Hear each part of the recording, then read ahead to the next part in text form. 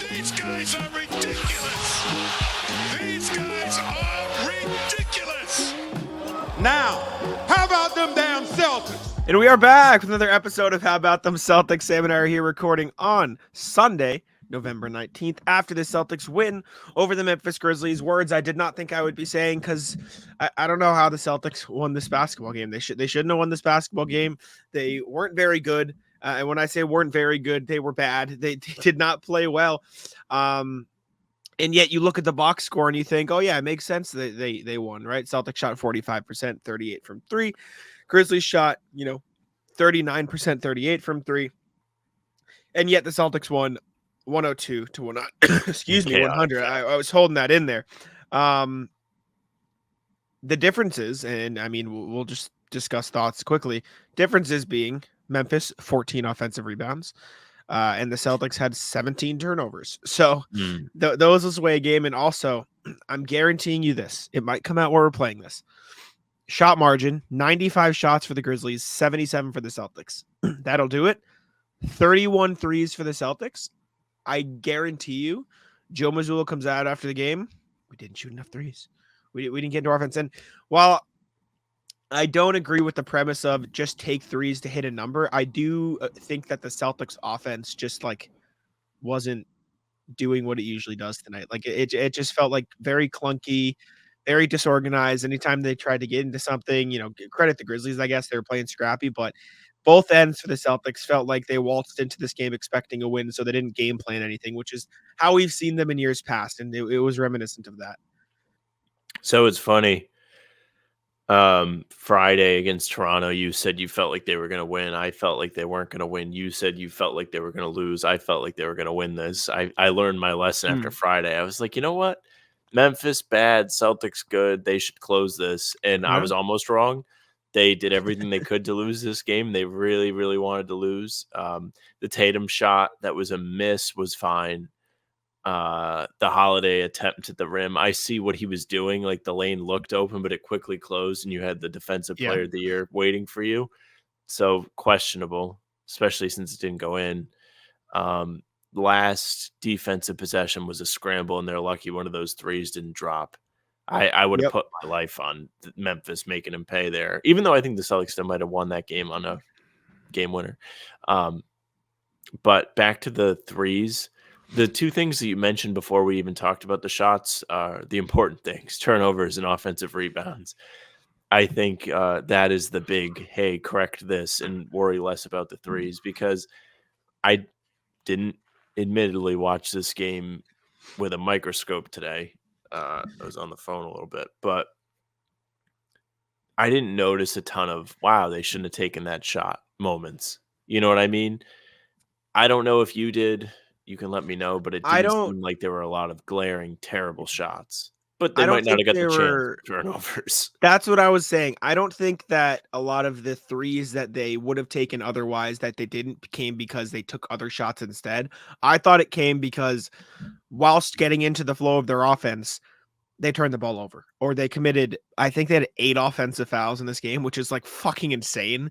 And we can talk about the refs later, who, again, the refs did not sway this game in either team's favor, in my opinion. They were bad on both sides. The refs were fucking awful. We can talk about that after, but the Celtics, I think, didn't get the offensive looks they like to get. Like, they just didn't get into the correct offensive sets at times. It felt like the only player who was getting the shots they're used to is Sam Hauser, and look what happened. I mean, he was a plus 17 in this game in 21 minutes and 5 of 7 from 3. He was awesome, and honestly probably should have stayed on the court a little bit longer.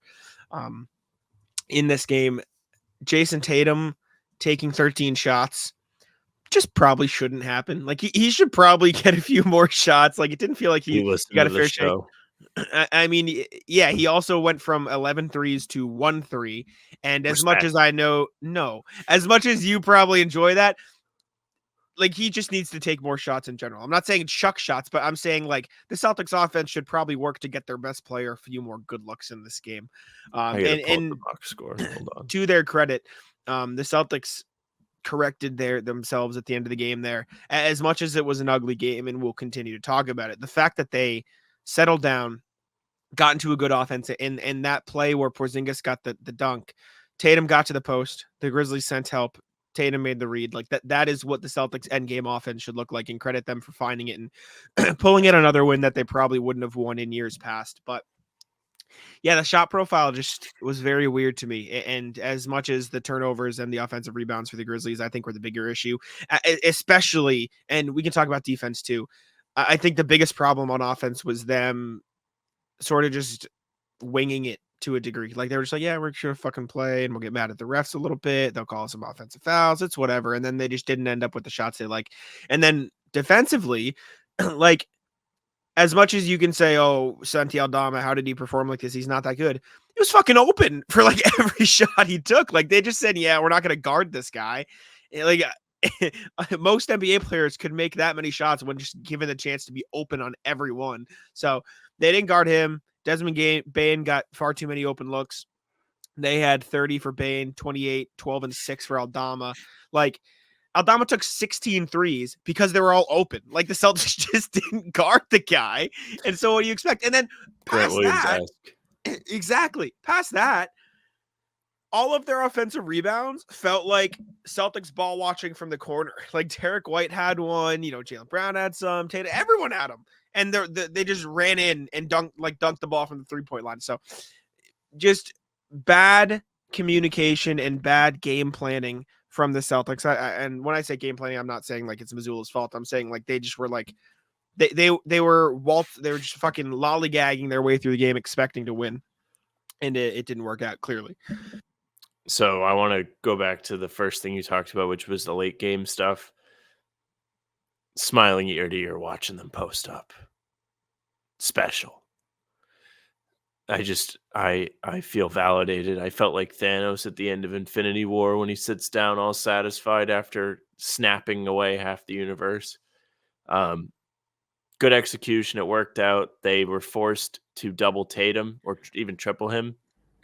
And because he wasn't flying through the lane, he had extra time to make a decision. His teammates had extra time to move and get to a spot. And of course, it was Porzingis who got the dunk. And even the shot he got on the following possession was fine. And because, again, of the extra attention he was about to get, they got the offensive rebound. All of the extra gravity puts everything in slow motion because he's not flying around and he's just posting up. He's that dangerous in the near the low block. It just makes it so much easier for the rest of the offense. So that was excellent. Santi Aldama, too many points. They let him. They let him score too many. The old Grant Williams just shoot. He's a good player, but like this is what happens when you let good players take a million open shots. Shocker, they become great. Like if you're open, you're going to be great. A lot of guys I didn't know who they were scoring points against Celtics. So let me tell you that. I don't know who that guy number 5 was. He made a big 3. Don't I sound great on a show that we're supposed to be the ones that know stuff? I know exactly what you're talking about, though. Yeah, he was good. I mean, he was good. I was like, who are all these guys, man? Like, but we talked about already. Too many offensive rebounds, too many turnovers, a lot of bad officiating, both ends, just bad. Officiating was so bad. Jalen got the shaft, and I think, if I'm not mistaken, Jalen was still efficient. No. 5-16, not super efficient, but he got the shaft on a bunch of drives. At least 3 or 4 times he probably should have got free throws, and he did not. Kristaps Porzingis got fucked too. Like those offensive fouls, those what was it? Like the Tice seal. Like he's just not allowed to do that anymore. Tatum fucking passed the ball to Holiday, and they were just like, "Sorry, brother, no passing for you." Yeah, I would have to watch. I bet at least 5 of them were offensive fouls. He was getting a bad whistle in that sense too. And I'm hoping the box score lets me look at these plays a bit more. But actually, let me just go into the play-by-play because I want to see how many of Tatum's offensive foul, how many of them were offensive. I think I can just do Tatum offensive foul, Control F. Let's see here. At least one. God. Because I had one in the last couple minutes. 2. Oh. 3. Do we have a grand slam of offensive fouls? 4. We do. 4 offensive fouls for Tatum, which is so if you take those away, that's just 4 turnovers, which is a more normal game. So how many for Definitely should count Kristaps? as a turnover, but those feel like fake turnovers today. 2 for Kristaps, 1 for Brown. Let's see how many for the Celtics. I think this is so -1. I think it's about 8 offensive fouls for the Celtics. New FanDuel customers can bet $5 and get $200 in bonus bets, guaranteed. Plus, all customers who bet $5 will get $100 off NFL Sunday Ticket from YouTube at YouTube TV. Which is it's kind of nuts. That's kind of crazy. You take those away, that's sub 10 turnovers, and I'm not sure if that number is correct, but even if 5 of their turnovers were offensive fouls, which at least 5 of them were, at least 6 of them were, what that brings our turnover total to 11. Like that's a good game. Like this is a fine game for turnovers. So yeah, I'll say this: crazy. Good Jalen Kristaps game. Great Jalen Kristaps game. Great work by them. Kristaps was great. I know you were talking about the post. I can't remember if you were talking about Porzingis or Tatum when you were saying it, but Porzingis, were you talking about Porzingis in the post or were you talking about Tatum? Tatum late game, but I'll go to Porzingis too. Connection, very good. Porzingis early game just goes, you guys got some height, doesn't matter. Just go down here and fucking throw the ball in the hoop and you can't do anything. And that's what you want to see from him. It was fun. It was good. He had a nice game. Sam Hauser obviously was awesome. Grizzlies, like we said, Santi, Desmond Bane led the way. Vince Williams hit a couple big threes, but it was really the defensive miscommunications allowing those offensive rebounds and the turnovers. I really want to watch some of these offensive fouls, but we can't click through the box score yet. Excuse me, and look at plays. So just kidding. Now we can. Huge, big time. Can we do a small VAR? Or do you not want to go to them right now? You're not in on the clips. Go ahead. Okay. I just want to see Tatum's. We don't have to go to the other ones, but I remember Tatum's being bad, and since he had the 8 turnover night, I figure it's relevant to see how some of his, I should say, shook out. So we'll do a brief VAR session here. It's not even sleep. I'll be good. I got my other AirPod in the thing, but they're perishing as we speak. Disaster. We'll go quick. So this is the first offensive foul on Tatum. Just like fair call. You think so? Nope, I agree. Okay, he should be I'll see it. That. Yeah, okay. Nonsense. I don't think he was trying to like. He was. Yeah, he was. That was weird. Bad by Tatum, I should say. This is another offensive foul on Tatum. Sure. That's a no call. Yeah, that's nothing. By definition, it's an offensive foul because the leg goes out, but I also think it's just natural fading away. Yeah. I haven't seen that one in a while, actually. Both of these in the fourth quarter now, too. This one, which is... I don't really think you should be able to draw a charge on a floater. Half the point of the floater is that you're stopping. If anything, this should be a landing space foul, dude. He was fucking landing when he ran into you. What are we doing? Like, how... Yeah, I think that one was bad. These are so wishy-washy. That's the problem. Like, they're not... I don't think they're strong enough to be calls. I missed it. Yeah, because nothing happened. What happened to the flopping tech? That's what I'm saying, man. God. And this isn't us complaining about it from a Celtics perspective. The Grizzlies got screwed too. Like the Grizzlies were getting terrible calls. Taylor Jenkins was mad, rightfully so. I know Jaren Jackson Jr. is foul prone, but he was getting the rough whistle. Like these refs just decided, you know what? No one's gonna have fun watching this game. No one's going to enjoy it. It's not going to be a fun time. We don't want to be here, so everyone's going to be miserable.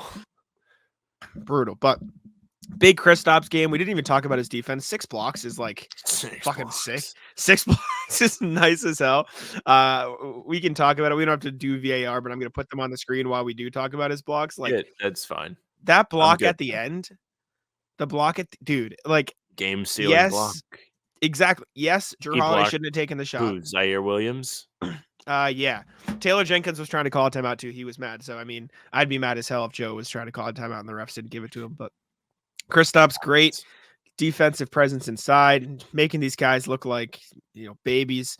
Obviously, like we said, Jrue Holiday probably shouldn't have taken that shot. I get if he had dunked the ball, it would have been a 4-point game, blah, blah, blah. But like, just let him foul you. Like, just swallowing up this man, Bane, dude. Bane cannot catch a break. That was the sickest block of the game. Yeah. Yeah, no, it was fun to watch. Yeah, 2 blocks in the last 3 minutes is huge. This is This was great great too. recovery. Huge. Porzingis was so good. Offensively, he was great. Although he didn't make This 2 is threes just with a disaster. he did blow my mom's parlay, so she was upset. But yeah, What is it? nasty Everyone block. in your family put a parlay on this game? You, your mom, your Yeah, dad? yeah, dude, it's a good time. They all missed. Damn dog is in the cone, dude. Everyone's just gambling the emergency room fees. Man. Last thing I guess we can talk about this game. Neemias Queta got his first minutes of the Debut. season. He was kind of bad. He wasn't very good. Everyone wants to hear about it, and so it's definitely He a did have a relevant slip thing. to the basket that created a Hauser 3 because he drew a double. He did. Without He even did. getting the ball. Pritchard also missed him on a roll Yes. where he could have gotten a little dunk. Again, though, just not very good. like everyone wants to hear about Nemi. Everyone's saying Nemi over Cornette. Cornette probably should have gotten the minutes in this game because Neemias Queta was not good. I think you see Def- both of them against Charlotte because no Horford. Yeah, probably. He was trying almost too hard defensively, I think. Like he was sitting there like this. He was like, I'm ready. And in the process, he just like left the corner man open like 4 different times for shots. And he was also too far away and like too scrambled in his head to get over and defend the paint. Like it was just not a very impressive or it didn't make you feel like, yeah, he should definitely get more minutes. He only played 5 minutes, right? I don't want to sit here and say like this is the end of his regular playing time, but it was a pretty lackluster 5 minutes. I'll put it that way. He's going home after that. Yeah, right. What do you think though? What's your thoughts on he was fine. I didn't notice like a massive lapse, but again, I was not microscoping this game for the majority of it. So happy he got out there. Sucks that he wasn't a beast. Maybe it's good for wish. Yeah, we'll talk about him more. I mean, I think the biggest thing with Nemi is I will say the one good thing I did see, he was setting really good screens. Like he was setting hard screens. Guys were not getting past him there. Like the 3 screens that he set. Yeah, it's what he did. But then when he got down around the rim, obviously he had that one shot, didn't fall. He just looked a step too slow to where he should be to be in the best position. And then defensively, he was it just, again, it looked like he was pressing too hard. It looked like he was scrambled. He was trying to be in 2 places at once when he should have focused on one, let the rotations happen. And he was doing like happy feet the whole time. He wasn't just like, he wasn't locked in. He was like fucking, he looked like he's lost. He wasn't as impressive as you wanted to see. I expect him to get more minutes. I will say though, well, let me ask you this. Lamar Stevens also got minutes. Like what was Joe Lamar trying Stevens, to do? who almost traveled that one time. In this game? I don't remember. Yeah, he got like a rebound and like kind of forgot he had to dribble and he was trying to take it. Oh yeah, and when he ran into he shoved. Yeah, I was like, oh wait, what are you doing? Why do you think Joe went to Nemi and Lamar though instead of Luke in this game? It felt like Not Luke would have been sure. fine. I really don't know. I don't have an answer for you. Do you think? I don't know, dude. It's almost 4 a.m. I think, was it matchup based maybe, but I don't know. I feel like Luke would have been fine. Giving you anything extra defensively in terms of Yeah. perimeter stuff. Are they afraid of No. Kenneth Lofton? I almost would have rather have seen O'Shea Brissett in this game for the rebounding, if anything. So That's a good point. I don't know. Kind of weird. Nemi's debut was meh for all of Fine. those wondering because he's going in the title because you guys fucking love Nemi. So we Yeah. had to talk about him for at least a few minutes. But yeah, good, bad game, good win. That's the way I'll phrase it because they played like shit. The fact that they won is good and they ended it well. Shout out Kristaps. Thank y'all for tuning in. Let us know what you think in the comments. Clutch Subscribe team to in How the About league. the Celtics. What'd you say? Best clutch team in the league. This is true. I think it's a legit stat. No, I know. Drew Carter said in the broadcast. Yeah. So How shout out far to the how far Celtics. they've come. W. Wish they Love were to see it. clutched 6 months ago. Would have been nice. Derek White was there. Let us know what you think. Subscribe to How About Them Celtics. I'll let Sam take it out. Hey, thank you very much for listening or watching. If you're watching, make sure you subscribe to the YouTube channel. Hit the notification bell, leave a like, leave a comment. You can also find us on Spotify and Apple. Follow us there. Leave a nice 5-star review. Say something nice. You can find us on socials at How About Them C's, Twitter, Instagram, TikTok, Facebook is just the name of the pod. Pre-game streams there and YouTube. 30 minutes before every game. We'll be there tonight for the Hornets game. Pod tomorrow. Be there. You can follow Jack on Twitter at Jack's Money. You can follow me at Samuel France NBA. That's it for us. Bye. Tic-tac-toe.